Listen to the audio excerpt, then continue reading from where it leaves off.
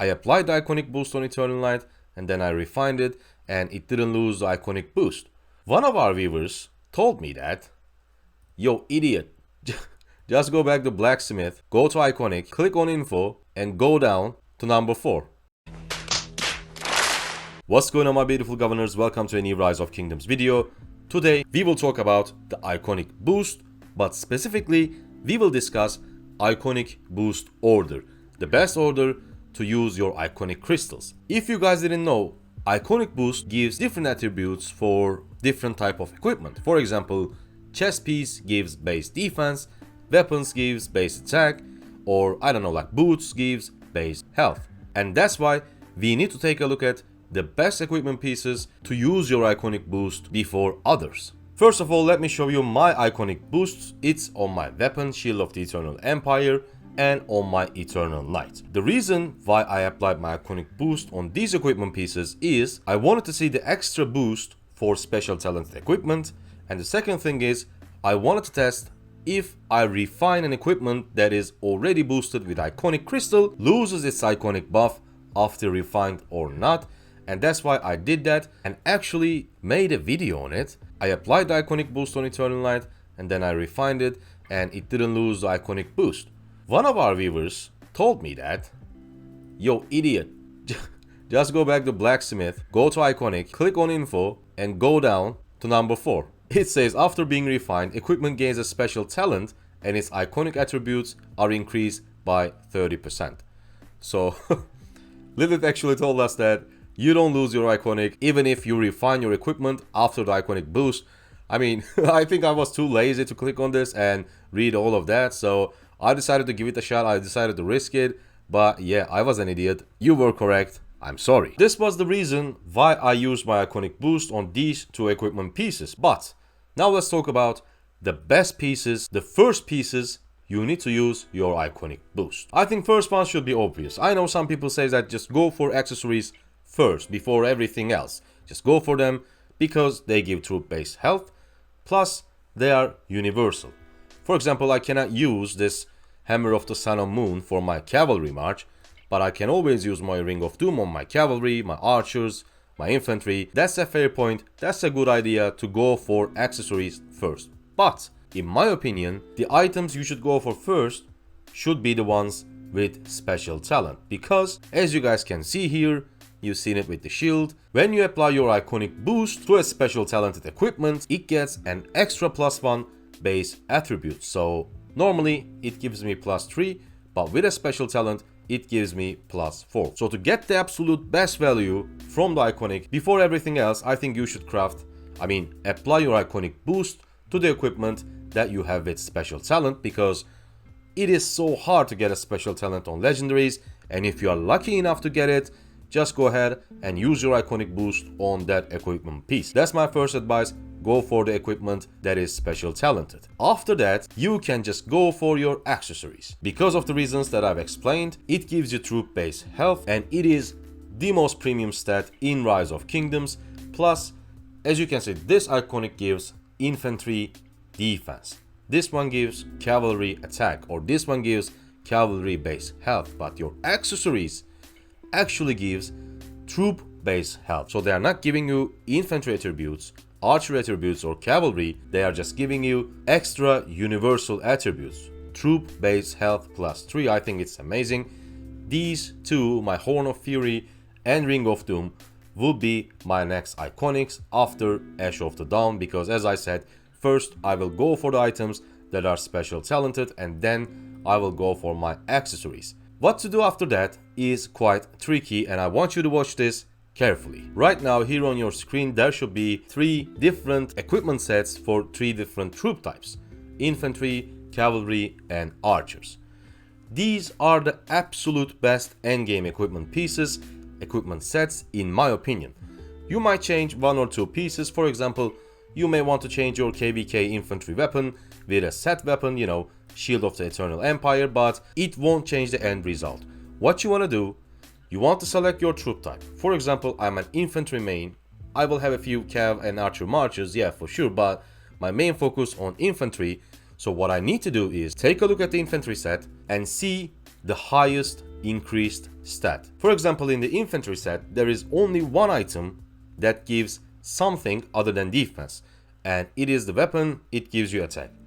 But everything else, the boots, the gloves, the leg pieces, chest, helm, doesn't matter. They all give you defense. They all give you increased infantry defense. After you are done with your special talented equipment and your accessories, apply your iconic boosts to the equipment pieces. That gives you infantry base defense. Because when you increase your base defense, you will automatically increase the value that you are getting from increased percentage defense from the equipment pieces. For example, let's say I have base defense 10, and if I increase that 10 100%, it becomes 20. So I will increase my defense by another 10. But if my base defense is, let's say, 20, and again if I increase it 100%, it becomes 40. So I'm increasing the defense by 20 this time. My recommendation is take a look at the end game set of your troop type. It could be infantry, it could be archers, it could be cavalry, and define what this set actually gives you the most. Does it give you a lot of health? Does it give you a lot of attack or defense? And go for the iconic equipment that increases that specific stat. By the way, guys, if you think any of the information was useful or helpful so far, please take 1 second of your time and hit the like, hit the subscribe. It really helps the channel a lot. Thank you so much for the support. Let's keep going. Let's go back to our example. We said for infantry, our highest percentage increase stat is defense. So what you want to do is, I want to go to blacksmith, click iconic, see which infantry equipment pieces gives me extra base defense with iconic boost. My weapon? No, it gives infantry attack, so I skip that. Gloves? Again, infantry base attack. Skip that. Helm? Hell yes.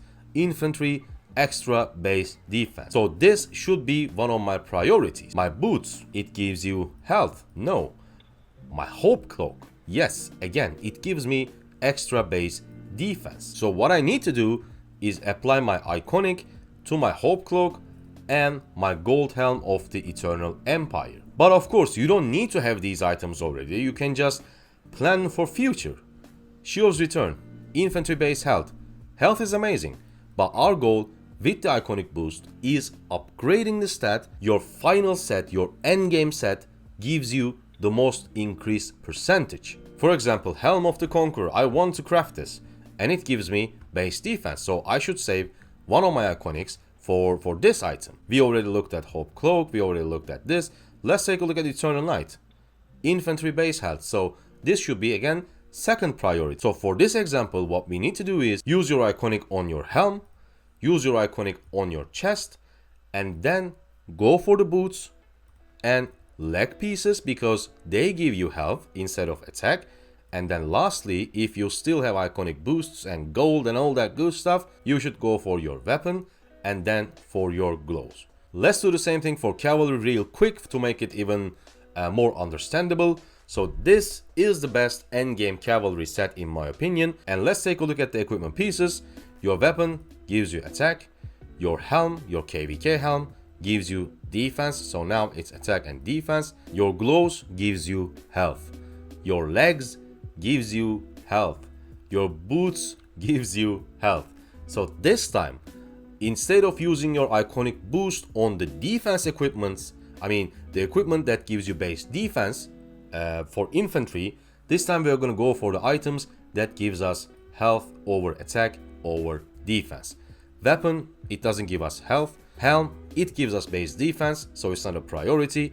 Chest gives us base defense, not a priority. Gloves gives us attack, not a priority.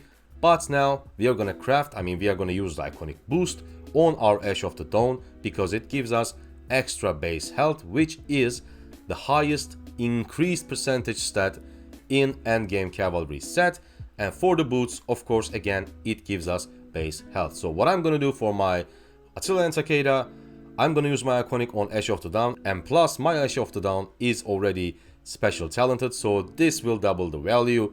I will be using my iconic on an item that is special talented, plus it increases my base health, which is amazing. So this is the first item that I'm going to get my iconic on, then my accessories, and then I will go for the boots and move on to the equipment that gives me extra base defense for cavalry. So to recap the whole video super quick, what you want to do first is apply your iconic boost on the equipment that are special talented, because getting a special talent on a legendary equipment is super hard, and if you're lucky enough to get it, go ahead and apply your iconic boost.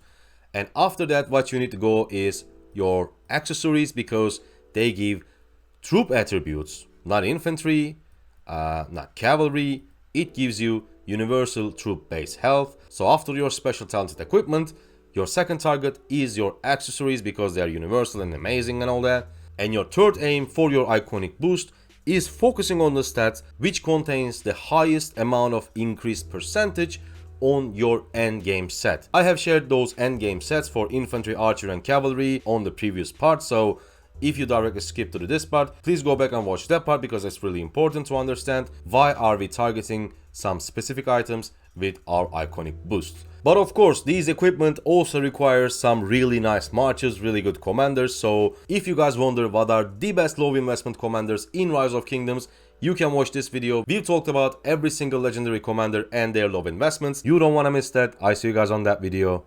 Bye.